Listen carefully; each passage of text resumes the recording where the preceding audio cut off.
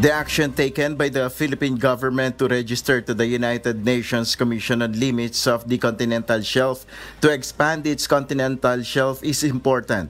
According to defense analyst Professor Renato De Castro, this is significant for the country in terms of natural gas exploration in the West Philippine Sea. This has something to do with our maritime entitlement when it comes to seabed and soil, soil under the seabed.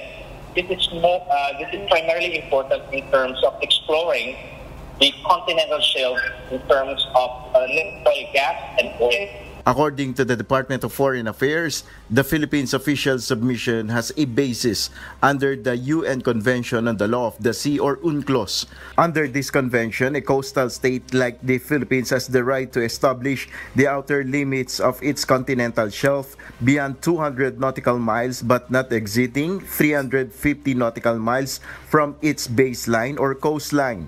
According to political analyst Froilan Calilong, although this may cause problems with other claimant countries, the Philippines needs to take this action.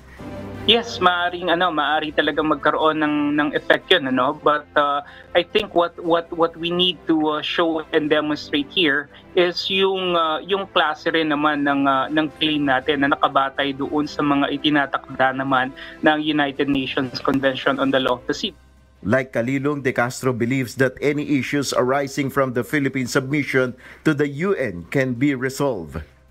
UNCLOS provides us with, of course, measures that could address problems arising from what we call overlapping claims.